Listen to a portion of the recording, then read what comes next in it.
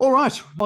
That sort of brings me through to my favorite segment of the evening, and that is introducing our guest speaker for this evening. And our guest speaker is Steve Plummer. So Steve Plummer is a copywriter. And in fact, he hasn't always been that in life. He used to be a school principal for his sins of way back when. But he has spent I think it was about 12 years. You've been a copywriter for about 12 years, Steve?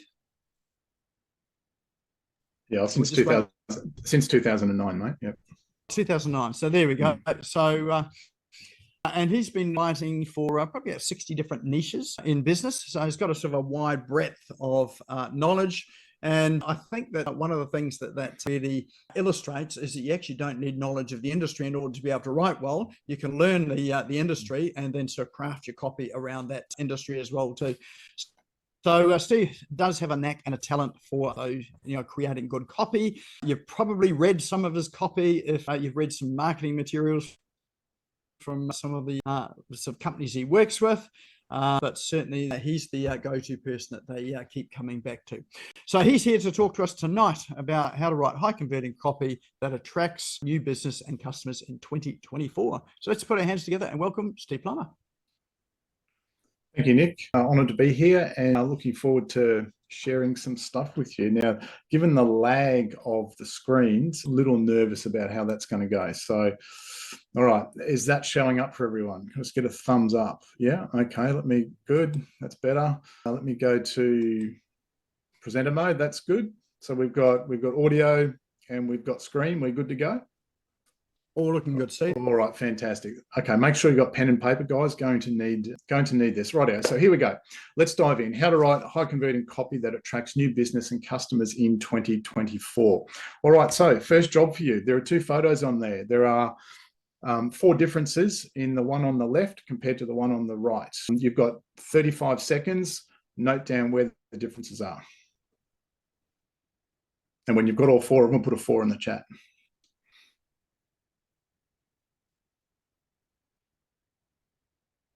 About 20 seconds.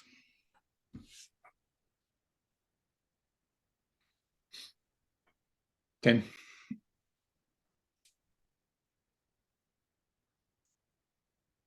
3, 2, 1. All right, time's up. That's it. Time's up. Who reckon they got all 4? Anyone get all 4? All right, here we go. Here are the answers. Who'd like the answers? Okay, so number 1. On the left-hand side there, you can see the little steeples missing from the building. Number 2, the clock is different.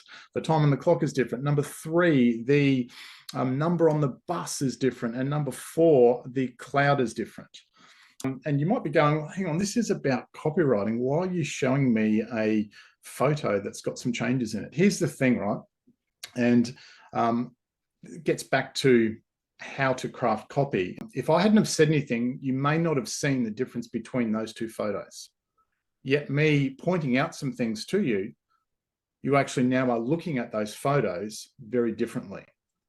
And so what I want to share with you tonight is a way of looking at words in a very different way so that you see things differently. And if that's going to be useful to you, the next 45 minutes are going to be a fantastic use of our time. So it's a little bit like the red pill, blue pill. I'm giving you, I can't remember from the movie The Matrix, we've all seen it. They get the red pill, I think, and they see things differently. It's a little bit like that. So the whole photo thing is for me to give you different ways of looking at not only your copy, but other people's copy. And so my big promise to you is that tonight, after the next 45 minutes, you won't look at your own words or anyone else's copy for that matter the same way ever again. And if that's achieved, then it will be a very good use of your time over the next 45, 50 odd minutes that we have together. All right, so my story in 3 slides. So I'll begin the story now. This was circa 2005. I'll demote myself a little bit, Nick. I was a high school deputy principal, not a principal. So this was about 2005. I was able to get away from school to go to one of those parent kindergarten things. But I'm smiling in that photo. But if you look at my eyes, they're really, really unhappy. And the reason for that, I was in a lot of pain. I hated doing what I was doing. I was leaving home at 5:30 in the morning to get to school, getting home about 6, dealing with a lot of conflict, a lot of energy, 100 and something staff, over 1,000 kids, a really tough job. Back then, I was earning, I don't know, about 90 grand a year, working my ass off. And it was a really unhappy time. It's okay though, things worked out all right. That's my family these days. We've all grown and moved through that. But I start my story there because what I want to show you is that the difference words can make to someone's life. And example number one, the other thing that I was doing when I was teaching, I was also a boxing journalist, and I write for the Fist magazine, World of Boxing and others. And you can see the byline, my byline is there from that story. Daniel Geale is a real deal. Now, Daniel Geale went on to become a world champion, but before that story appeared, he had no ring name. And, from the hype and the flashiness of boxing, that everyone to complete them has to have a ring name. And so that was my headline for Daniel Geale. And from the moment that story appeared, he was the real deal, Daniel Geale, and he went on to become a world champion. So the power of words and the importance of this cannot be understated. Just as a little bit of fun too, I've also been a boxing ring announcer, and ladies and gentlemen, fighting out of the red corner from Cairns in North Queensland, blah, blah, blah, blah, blah. So I do have a little bit of a boxing thing going on with me. But one of the things I do say is that words are spells. You might want to write that down. It's a really interesting concept. I know it sounds very woo-woo, but I put that down there because I ask you to think about, what are you spelling into your life with the words you say to yourself in your mind? What results is that producing? What about the words you say to your partner, to your kids, to your staff, to your clients? Every word that we use, whether it's spoken or unspoken, produces something in our lives. And so words are spells is a really interesting little catch cry to catch yourself about what is going on in your mind and how am I presenting myself to the world. And the phase of that for me is unhappy in my work. I read a sales letter one day that put me in a room in Sydney, and it was a seminar run by the late, great Ted Nicholas. He was my first mentor in copywriting, and sitting up the front of the room was this nerdy guy, and he said, I work from home, I have 4 kids, I work my own hours, and I earn 6 figures. And I was down the back of the room. I was working my butt off in schools as a deputy principal, working big, long hours. I wasn't earning 6 figures. I was hardly seeing my kids.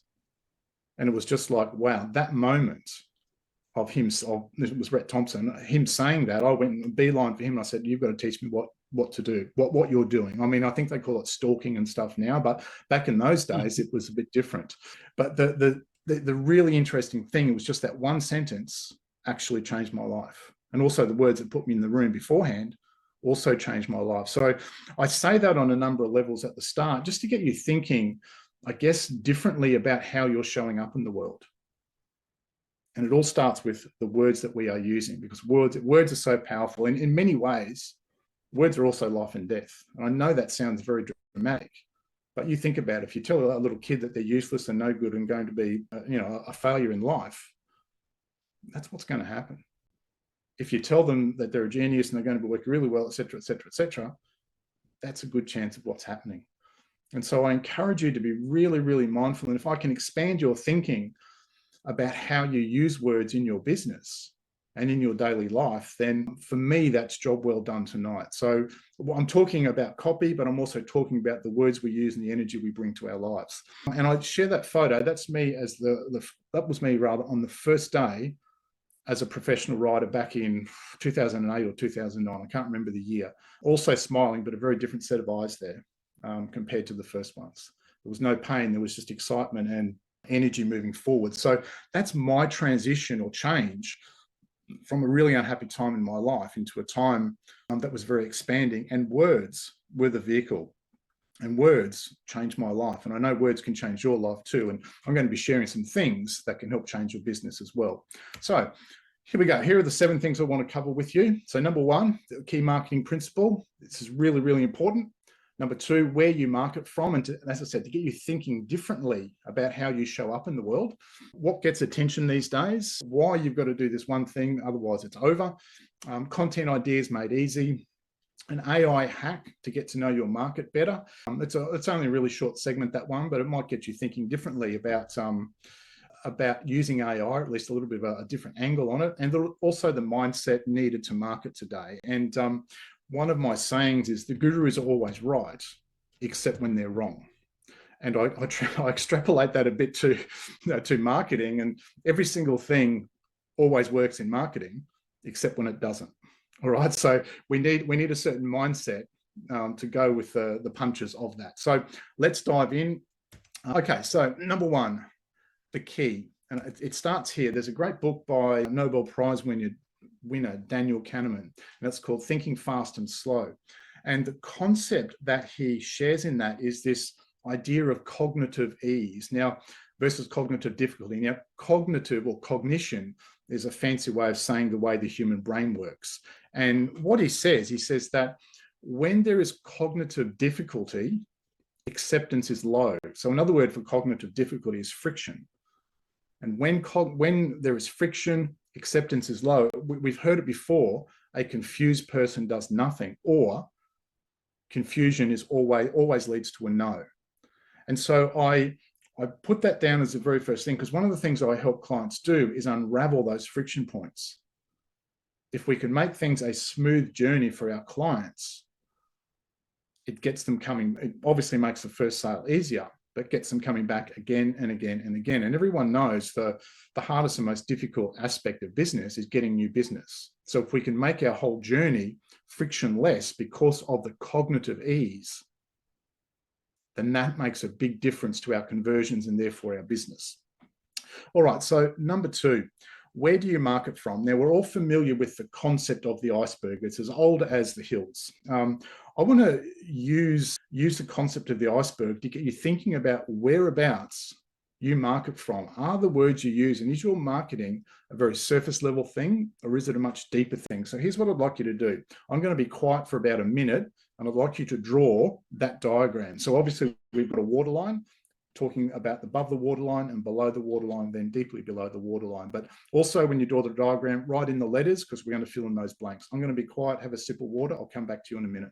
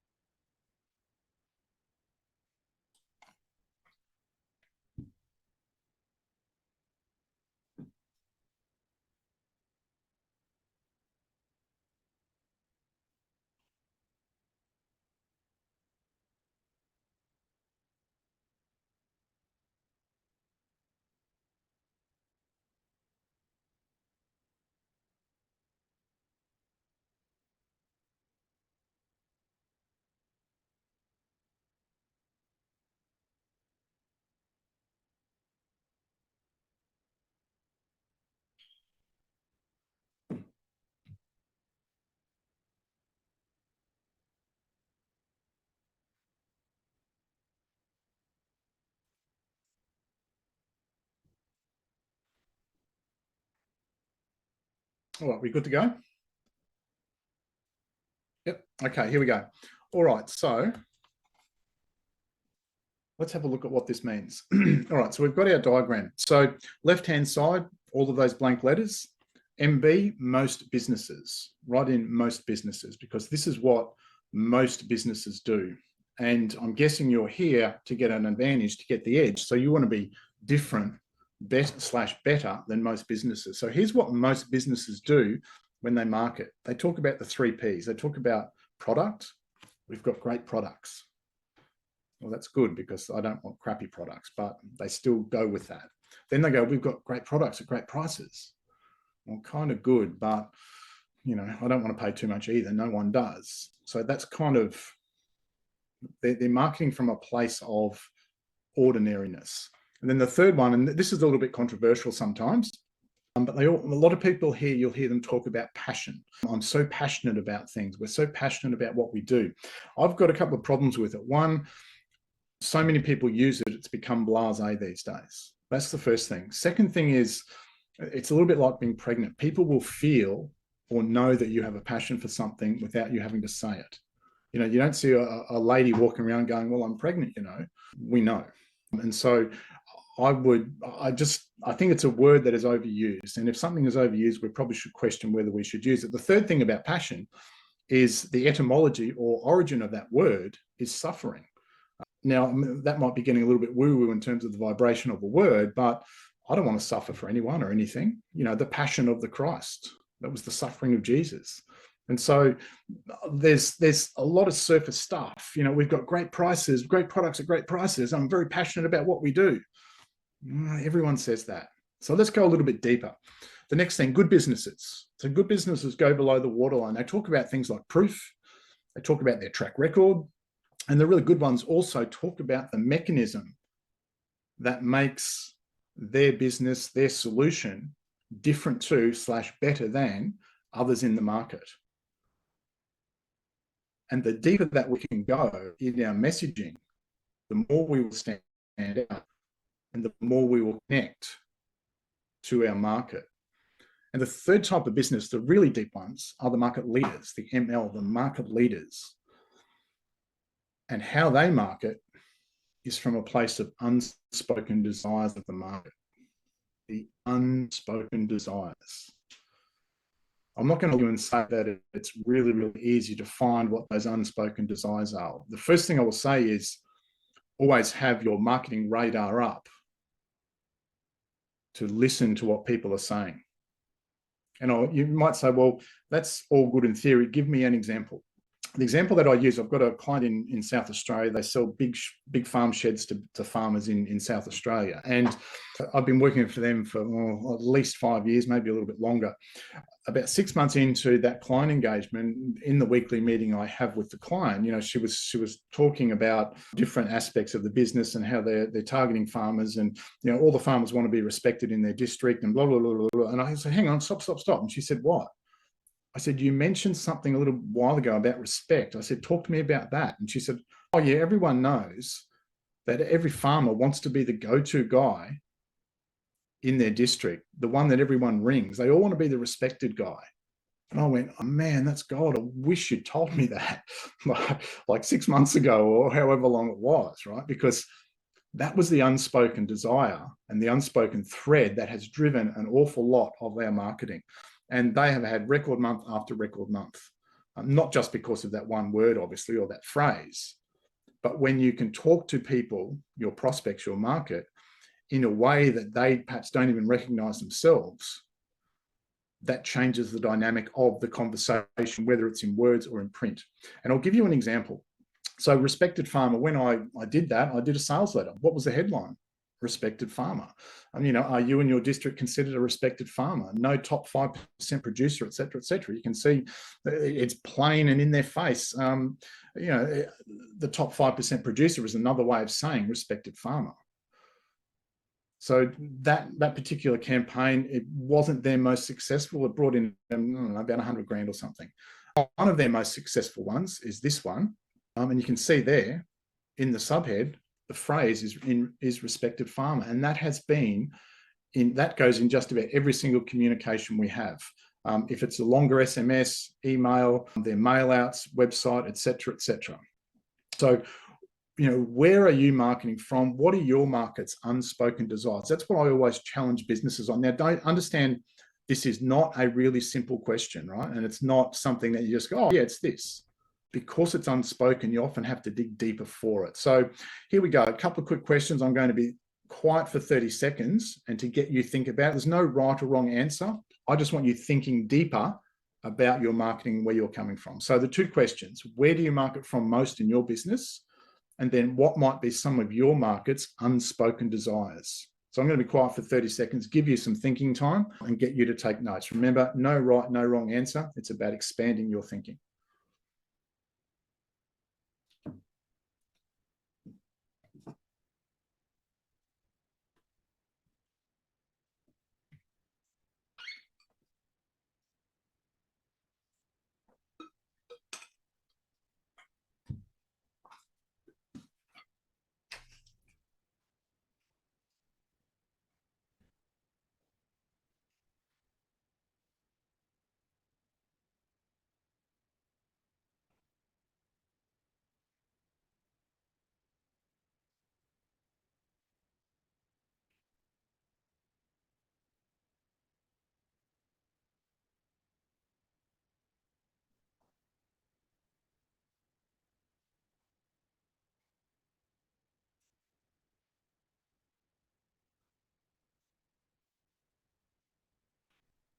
All right, just another 15, 20 or 15 seconds, then we'll move on.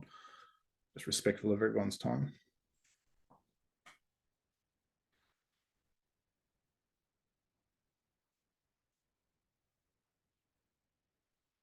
So to summarize then, the more we can get away from product and price, which everyone says, the deeper we can go, the more resonant, the more connecting our messaging is. So hopefully that's expanded your thinking about how you're actually showing up and connecting with your market. And who knows, it might be, it's often for me, I'll hear something and then I won't have an answer straight away. But when I'm laying in bed at night, or I'll wake up at 2 a.m. or in the shower, or when I'm having a walk or whatever, and something might drop in, and maybe it will be for you too moving forward. Okay, let's go to number 3. What gets attention these days? Well, it's pretty simple. It's this: take them to the circus and show them something new. Well, what does that mean? Let me summarize it in one word: novelty. Novelty is a key factor in getting attention. I'll show you a couple of examples of that. Now, new and interesting stuff works because novelty makes the brain release dopamine, the happy chemical associated with sex and cocaine addiction, et cetera, et cetera. And so how novel, how new, how different, how interesting is what you're producing, either for yourself or for your clients. The more we can become novel with what we do, and new and different and interesting, the more chance we've got of making the connection that we need. And I guess at this point, I'll say, hopefully from what I'm showing you, great copy is great copy because it's multi-layered, right? It's not as simple as I'll just write a sentence and that's going to solve everything. It's multi-layered with multi-different parts of human psychology and buying behavior.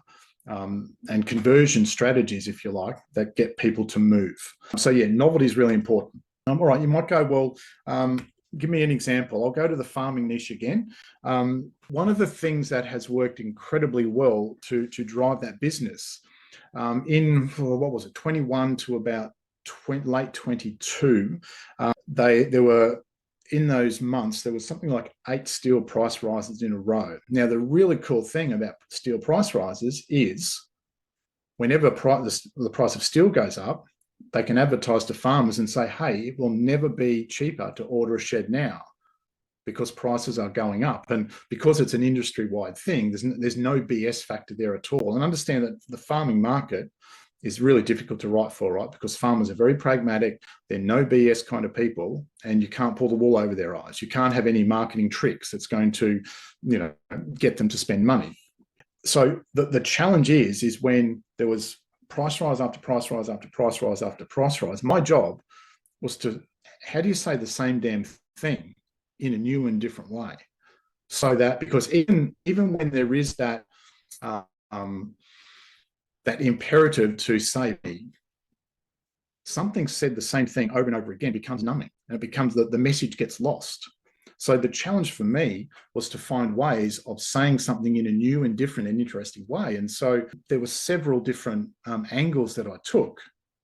There's the first of all, there's one of them, I think it was the second or the third, hurry, yet another steel price rises here, and then went through all the reasons why. Oh my God, steel prices rise again. Breaking news for farmers. And then SOS, save on steel, because suppliers have just announced a 4th steel price rise for 2021. And so there is a sameness to every business and every market. And so I share this example with you to get you thinking about how can I show up differently at different times if I'm saying the same thing.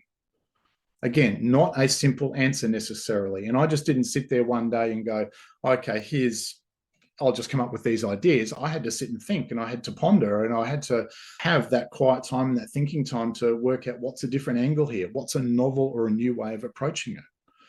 And here's another little tip too. I showed this before. This promotion on the right-hand side there, this was the record promotion for a month. It did over $2.2 million in sales from memory. There's a couple of trigger words in here that are part of that novelty thing. The word unconventional, that works really, really well in most markets. And also the word counterintuitive. I use those wherever I can. And the interesting part with them is that both of those create that curiosity or that point of difference or that novelty of, gee, if it's so how the human mind works, the reader's mind works, if it's unconventional, I probably don't know about it. If it's counterintuitive, I probably don't know about it. So it spikes that novelty that gets people reading and gets them thinking and gets them engaged. So novelty is a huge way of getting attention in the world today. And of course, the other one is this old chestnut, breaking news. Now, you might think, well, gosh, that's been done to death. But when you think about it, even though we are conditioned by that because we see it every day of the week, the news services still use that every day of the week, 3, 4, 5, 6 times a day, right? You cannot turn on the TV news without them saying breaking news and something new, something novel is coming up. And so the idea of newsworthiness feeds that novelty that us human beings crave. So don't discount, like I said, everything works all the time except when it doesn't, but don't discount that idea of breaking news for your industry. And I used that with the farming niche just last week when I was writing some emails for them. The subject line was breaking news for farmers, sheds never cheaper or something like that. So it works. That hasn't been launched yet, but I mean, I still use it every day where I can and where it's appropriate. So don't discount that. Novelty is huge. Okay, let's get to number 4. It starts and ends here. Now, if you remember the movie, which is almost a modern classic these days, Jerry Maguire, show me the money. You can all remember that particular movie. There's a scene towards the end where Renee Zellweger and Jerry had this fight because he was off, doing his sports agent thing and never home. So he'd gone off, and at the home, there was Renee Zellweger, her sister, and a whole lot of their friends sitting around saying how much men are terrible, and Tom Cruise was just like the other ones. Renee Zellweger gets up, goes to the kitchen to get a cup of tea for everyone. As she does that, the front door opens, and in walks Tom Cruise, and he says, "Hello, I'm here to see my wife." She comes out of the kitchen, and he goes over and he starts that beautiful romantic, you complete me, blah, blah, blah. And it was all, and everyone, oh, it was wonderful. And she said, "Shut up, you had me at hello." Everyone remember that scene, right? It's a classic, you had me at hello. That's all you had to say. And so I tell that story to ram home the point that so much of your thinking time and your energy needs to go into getting them at hello. If you don't get them at hello, it's over. So your headline, your subject line, the first line of your copy, it must be sensational to get them in. And I think it's even more important these days because we are also bombarded with so many messages, through our feed, through emails, et cetera, et cetera. So we've got to work extra hard to get them at hello. Otherwise, nothing else matters. Your great offer won't be seen. The great copy won't mean anything. The great graphics and all those sorts of things. If you don't get them at hello, you're done. And so that's why I tell that story and I ram that home, that it must be really, really good, your headline. I'll show you a couple of ways to do that. One of the things that I'm forever fascinated about is how people don't know this, what I would consider a fairly basic copywriting principle. In late 80s, early 90s, a study was done of the top 100 performing newspaper ads of all time. And someone analyzed the headlines and came up with the words that were the most often used in those headlines. And it fits then, right? If that was popular, if they were successful, people haven't changed. Maybe the media's changed, but people haven't changed. Why don't we use more of them? And so I want to share this with you, but to me, it's a fairly basic thing. I'd love you to take a screen capture of this if you can, or a photo or whatever, because the top 100 headline power words are absolute gold if you weave them into your headlines. And so the number in brackets beside them is the number of times that word appeared in those top 100 newspaper headlines. So the most powerful headline word is you. And when you think about it, the what's in it for me thing is always strong in any messaging, right? It has to be there. So that's why the word you and your are the two top headline words. So you, your, how, new, who, money, now, people, want, why. They were the most used words in those top 100 headline power words. And you can always, or you can almost always, because nothing ever works in always in marketing, but you can almost always increase the power of a headline by including strategically, so it still flows and all of those sorts of things, those words in your headlines. All right, it's a massive tip to get attention in today's world. All right, so you might say, well, give me an example. Okay, Nick mentions my book, The Influential Marketer. Here's the top third, the hero section of the website. So there's the headline words. Here's your tasks. How many of those power words do you see in the hero section? I'll be quiet for about 30 seconds and just let you do a quick analysis of that as an example.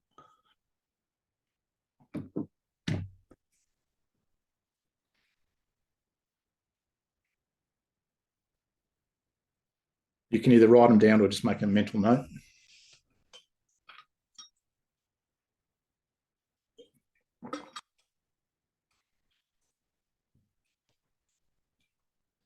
Right, let's see how well you went. Okay, new, who, want, your, how, you, your, new. And then you might go over, well, the book's even got your in its title. And if you're really sharp, you'll go look at the buttons. They've got the word now in it twice. And then if you're really, really sharp, you'll also say, well, secrets is a trigger word and profits is just another way of saying money. And the reason I bring that up is that in all of your copy, nothing should ever be by accident. And so I try and weave as many of those strong headline words as often as I can into my headlines. But obviously it's got to still connect to the market. It's got to flow, and it also has to fit the media.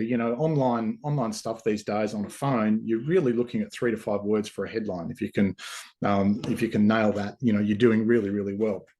But that's just one example of the importance of using those proven headline power words.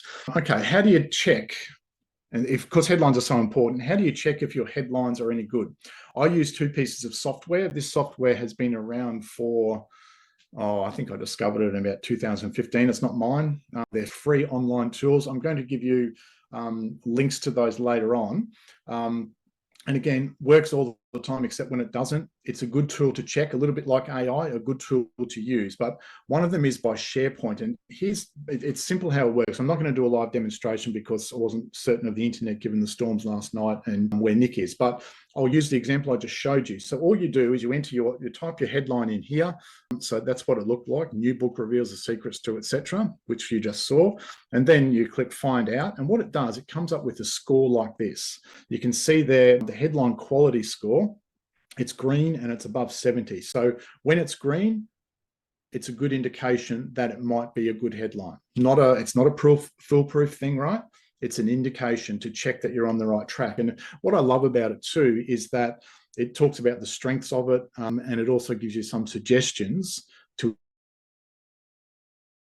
improve. It comes up with an engagement score. This is good for the social media aspect of it, an engagement score and an impression score.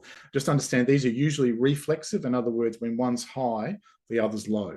But if you're doing well with both of those, your headline has a good chance, not foolproof, but a good chance of doing well. And so I thought, well, gee, the headline's okay. Let me put the subhead in and see what that's like. Subhead came up with an even higher score, and the impression score was really high for that. So in all the research I did and using my copywriting smarts and then checking it with that particular bit of software, it gave me confidence that it would be a reasonable starting point for the headline for selling the book. So in every single promotion that I do, I will put my headline into that bit of software, and the other one, it measures the emotional value of the headline as well. And so you can tell whether it's it gives you a score, like a percentage score. If it's 33, it's really good. If it's 10, it's not so good. You might want to put some more emotional value into it.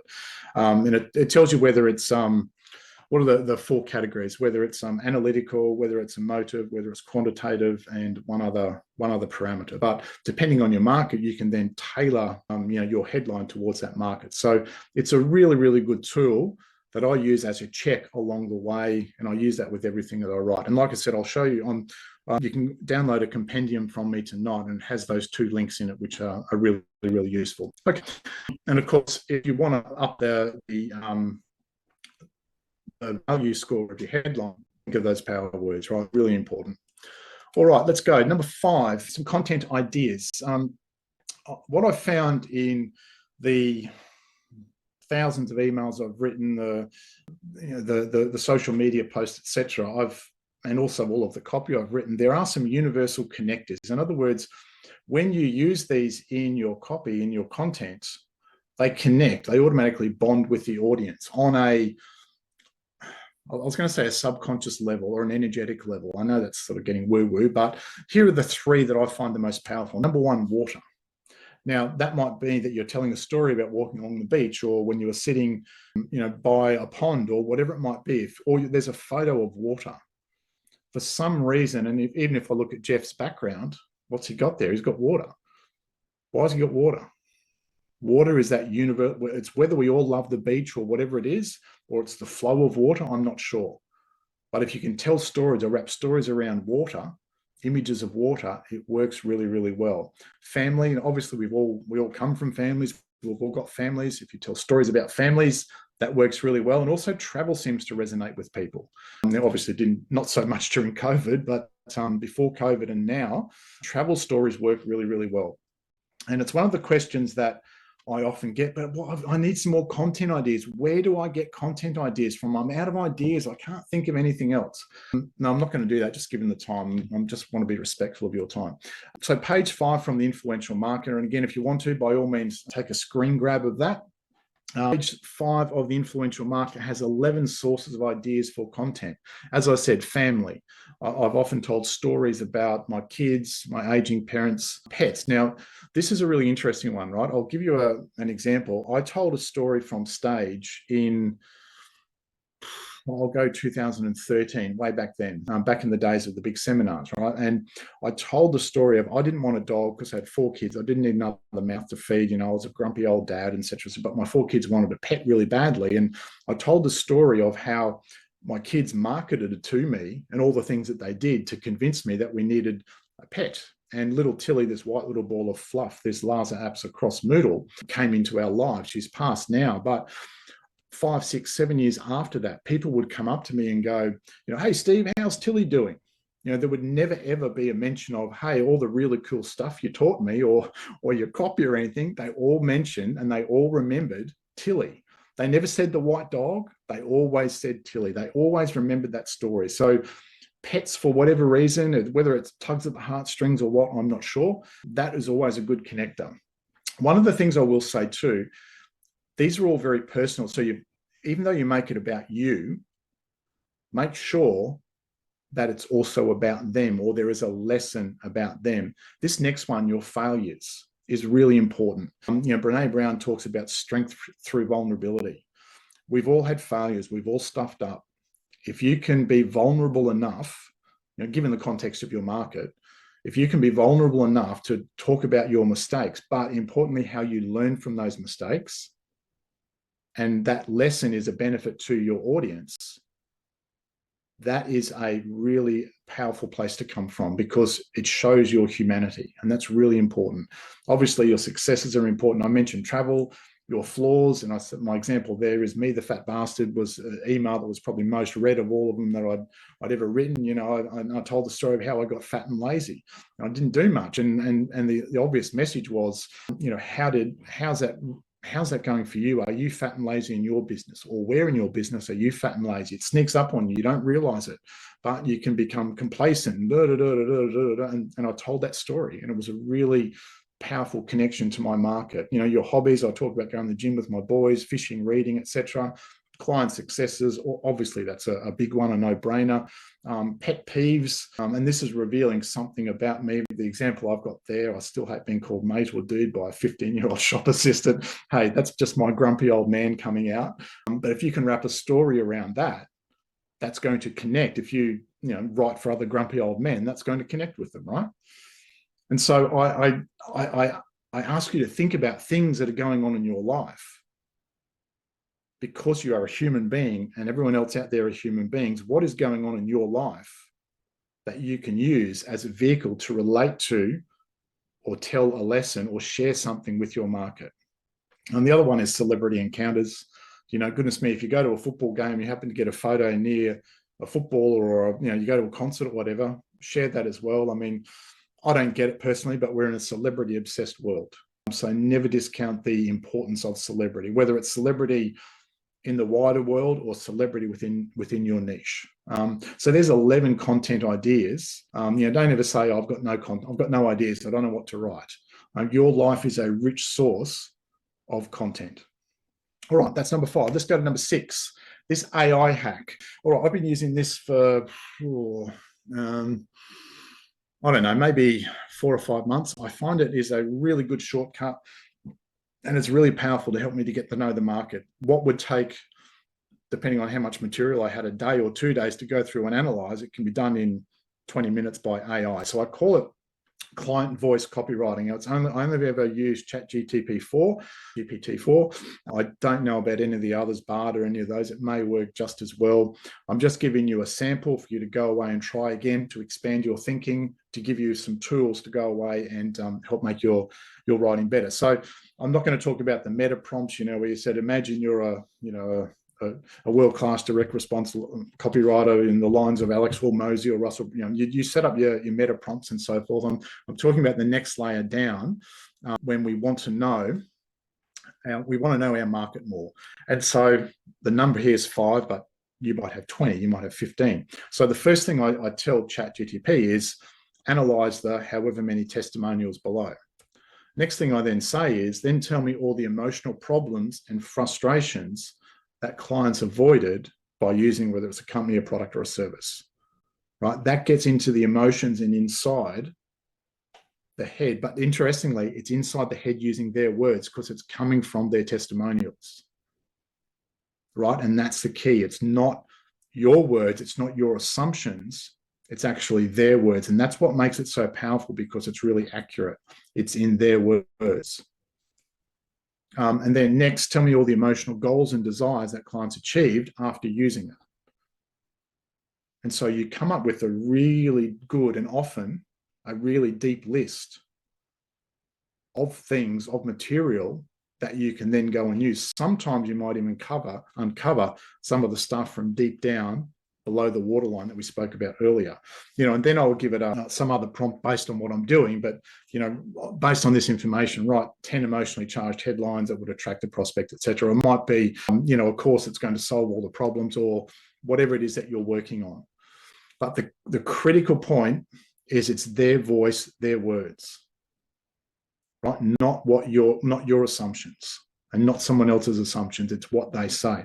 Here's the kicker. If you say that, but I don't have very many good testimonials, or most of my testimonials are just, I liked working with John, he was really helpful. Those plain vanilla testimonials we all want to avoid. If you have a lot of those, here's a little hack. Go to your competitor's website, copy their testimonials and put them into the prompts. Why? Same market, it's public record. You still are in the client's voice. Their Google reviews, their testimonials. Even I transcribe YouTube or video testimonials, because in ChatGTP you can attach you can use an attachment and it will analyze the attachment. So if you don't have enough, or even as well as, go to competitors' websites, go to competitors' material and see what their clients say. Right? That can save a whole lot of research time and a whole lot of trying to guess what the market is saying, because it's their words, right? So that's probably the most powerful AI thing I can give you. All right, so that's number 6. All right, finally, number 7. I mentioned at the start that everything works 100% of the time, except when it doesn't. And so the mindset that we must adopt, I believe, is based on rule number 6. And rule number 6 is a parable, and I'll just tell you that parable. So 2 prime ministers are sitting in the office of the Home Prime Minister on the left and the visiting Prime Minister on the right. As they're discussing the affairs of state, all of a sudden, the Prime Minister's office door bursts open. In runs his private secretary, waving a piece of paper saying, Prime Minister, have you seen what the press have said about you this morning? This is going to ruin everything. She was red in the face and angry, and he just put his hand up and he said, Mary, please, remember rule number 6. Instantly, her state changed.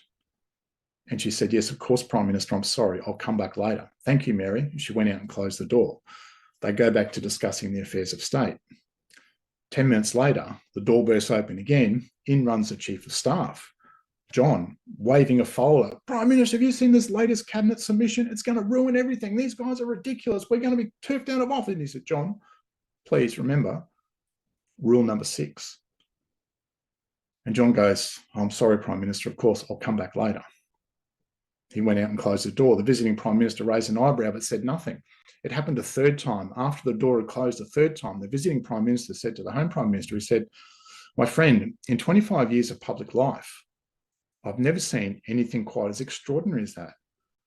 You have to tell me, what is this rule number 6?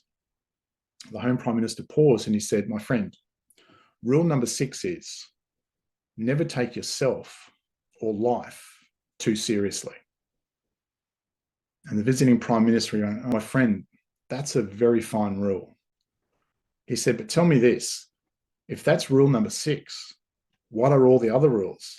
And the Home Prime Minister paused for effect. He smiled and he said, my friend, there are no other rules.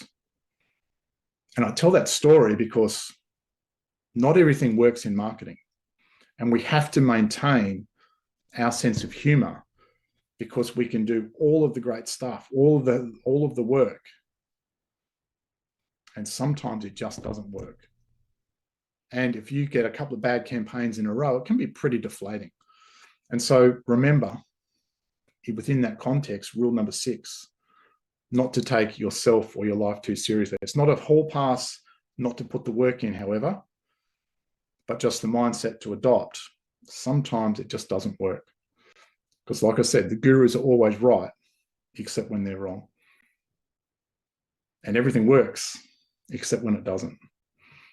So I just wanted to leave you with that particular story as I guess, an attunement to the world that we live in a marketing sense.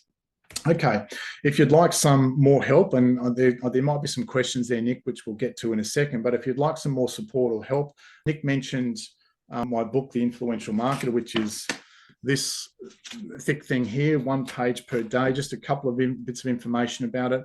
It's an easy read. One of the problems I find with business and marketing books, they're very linear. You've got to start at the start and get to the end to get the lessons. And then you've got to remember all the other stuff. This is different. It's a page a day. Some of the entries are long. Some of the entries are short, like half a page. It's a really easy read. Just a couple of reader bits of feedback there. Morgan Wayne said this, it's one of the best books he's ever read. He hardly ever reads it, and he's read this one cover to cover. This is my favorite testimonial. Nat Carroll from Noosa, up near where I live. She was page 38. She got the ideas from, and she said that she used the email ideas and she got a conversion. How cool is that? You can, buy a book and it'll get you a new client. And Dobbin Buck, who's runs a big agency out of the US, says that he uses it as a bit of an oracle. So if he's having a trouble of something, he'll open it up wherever he can to get an idea and help him become unstuck. So it's different in that sense. And as Nick said at the start, it's a really good resource to have. People ask me, it's $35 plus shipping. That's the URL. I think Nick's team's going to put it in the chat. One thing I get asked, is it on Kindle or is it on Audible? The answer is no. And the reason for that, for me, a book is a tactile experience. Plus, I believe you get best results if it's available on your desk. Yours will look like that with all the highlighted bits in it so that you can open it up and benefit from it. So that's, if you want that as a support thing, that's a paid one. Now, the free one is this free copywriting compendium. 52 email and headline ideas to supercharge your results.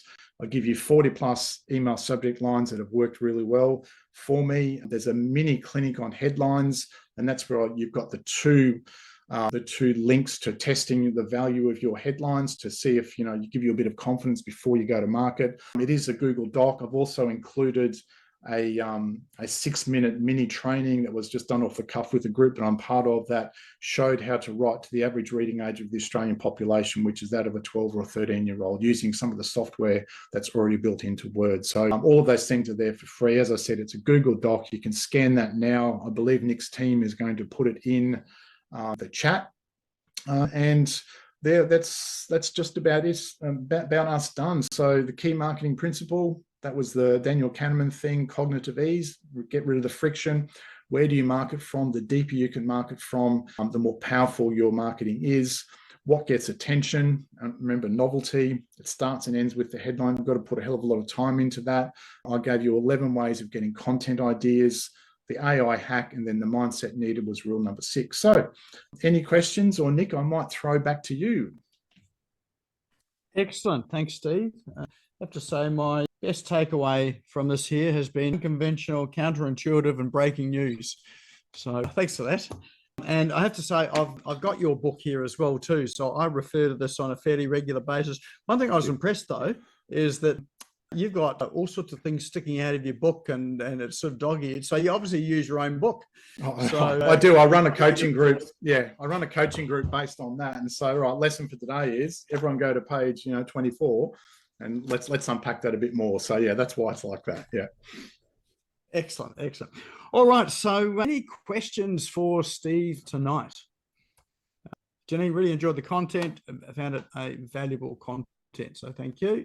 Thank you. Any questions at all? This is a good opportunity to sort of ask away and to get some sort of help there in terms of your copy.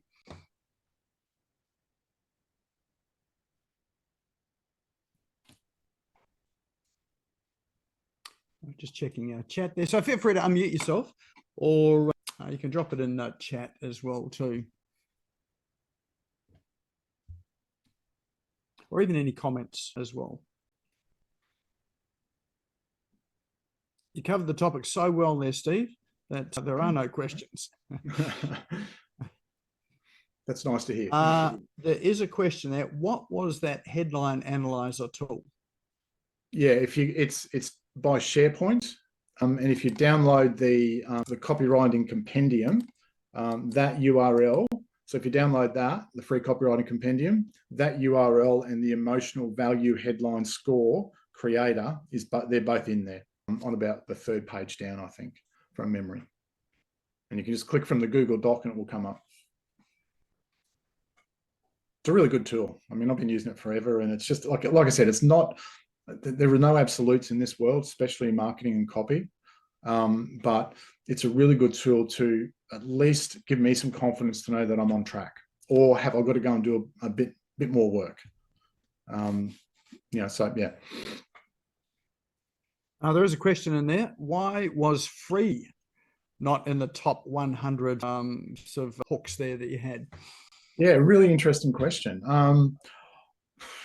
I don't know. The answer is I don't know. It was, those words came from an analysis of those headlines, not by me, but by whoever did the analysis back in 1990 or the late 80s, whenever it was. I suspect, though, because they were newspaper ads, the word free gave it away too much, perhaps, that it was an ad. But yeah, that's me just speculating. I don't know the exact answer to that one. Paul's just asking, do you mean SharePoint as in Microsoft or Microsoft 365 products? Or No, it's a separate URL altogether. All right, you'll have to scan that QR code there, Paul, and it's all in there. So quick, get your camera out. Already arrived. Oh, it's arrived. Well, there you go. Cool. I've got it. Fantastic. Thank you. Thanks, Paul. If anyone sort of wants to sort of get in touch with you or sort of chat with you further, what's the best way of doing that, Steve? Oh, sure. Just email me, steve@symmetrymarketing.com.au. I think your team was going to put that in the chat. Steve@symmetrymarketing, SYMMETRY marketing.com.au. I mean, just pop your question in there, and if I can't answer it quickly, I'll send you a link. We can just have a Calendly link. We can just have a chat. Yeah, go email first. That's my first port of call. Fabulous, excellent. All right. Well, if there's no other questions, we do have a prize draw for tonight as well too. We do. Oh, hang on. Someone says, I tried to order the book, yet it goes nowhere. Let's just check that link, shall we? The QR code worked for me to get the compendium. Okay. All right. Just clicking is it the influentialmarketer.org? Yeah. Yeah. Okay. Yep, that's come up okay. Maybe just try it again, Enza. It is the influentialmarketer.org. I've just brought up that page there, so it seems to be working okay. Any problems with just shoot through an email and we can get that organised for you. So yep. No problem at all. Yep. Excellent. All right, so our door prize for today. Tell us about that, Steve. Okay, so what I'm offering two lucky people with Nick's funky prize wheel thing, like the Wheel of Fortune kind of thing, is a top third critique. Now, what that means is send me the top third of or send me your website, and I'll look at the top third, the hero section, and I will give you my feedback on that. And I will do a recording for you. It might go for 3 minutes or 5 minutes or 7 minutes. I won't rewrite it for you, but I will say, hey, I think your headline is missing the mark here. Why don't you try X, Y, and Z? The image that you've got there is a bit of a disconnect for me. Why don't you try something around this? And whatever it might be, whatever I find, based on, the literally millions of words of copy I've written over the last 12, 14 years, I'll give you that feedback. And then, if you've got any questions, by all means, you can shoot through an email and I'll respond to those. So, I do it on Loom, and it's me. This is what I see. So it can be really valuable. I did that for an investment company down the Gold Coast, and they restructured their whole top third, and that's working a hell of a lot better now. Excellent.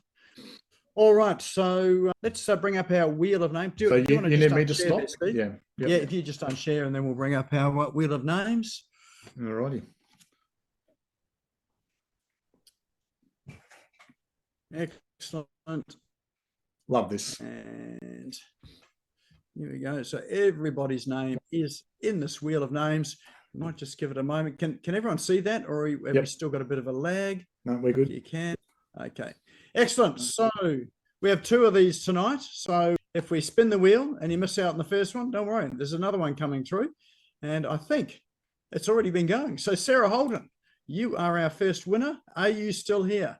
Let's just check to see whether Sarah's here. I think she's disappeared, actually. Damn. She left the room early. It's interesting. I had a meeting about 2 weeks ago in a cafe with her and her husband over business. So that's a shame. Yeah. Did you? Yeah. I was going to say, anyone that knows her, just let her know that her name was such. I'll tell her. I'll tell her. Don't you worry. All right. And have we spun the wheel again? Have we? Oh, there we are. It's going again.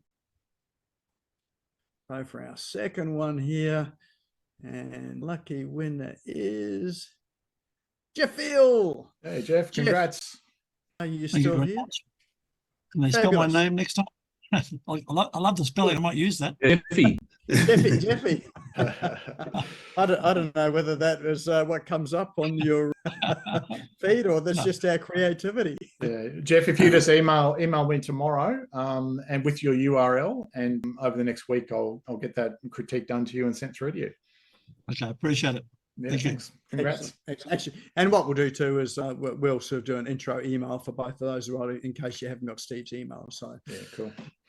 That's perfect. Oh, Lorena says sorry. She typed Jeffy, but that really does illustrate that novelty really works. So there you go. So we can always weave that into it. All right. Well, that is our session on business owners smashing. We're doing one more. We're doing one more, then, Nick. I said two. Oh, so we've done two. Yeah, but the first one wasn't here. Sarah's not here. Oh, that's right. That's right. Yeah. Get with the program. All right. I'm sort of got brain fog here, so let's spin that wheel again. And ticking through, and our lucky winner is Gordon Green. Is Gordon here? I'm just looking. That's what he is. Don't tell- There He is. Fantastic. Oh, there he is. Congrats, Gordon. We've just got the red probably- square with the G on. So Probably just the best time for me. So Excellent. That's cool. fabulous. Yeah, excellent, excellent. All right. Well, we'll intro you to Steve as well. We'll do that by email tomorrow, or you can just email him directly and organise a time. So, yeah. Yep. Excellent. All right. Well, that there is Business Owners Smashing Online for tonight. Hopefully you have all got a notepad full of notes to take away to action. I know that I've certainly taken copious notes as well too. Again, if you want to grab that book as well too, I actually use that as a resource now too. So thanks, Steve, for that. I really appreciate that. Mine's personally signed as well too. So It is. I'll personally sign. If you order one, I'll personally sign it. I'm happy to. Be an honor to. Excellent. Yeah. If you enjoyed the presentation and you do want to watch it again, remember it will be up on the Business Owners Smashing It Online YouTube channel. It'll be up there tomorrow afternoon. So feel free to go there and have a look at it again. And if you think someone else may benefit from it as well too, feel free to share it. So, and that there is the link for that is on now in chat. So now's a good time to save the chat as well too. So to save the chat, click on the three little dots at the bottom or at the top right, wherever it happens to be. Top right, Top right. Jeez, next to the heading. Yeah, it does too. So anyway, it's top right there. And save that to your computer. You've got all the links in there, plus the links to the YouTube channel and the link to the Facebook page as well too. And apart from that, go and have a sensational evening, and we'll see you back here next week.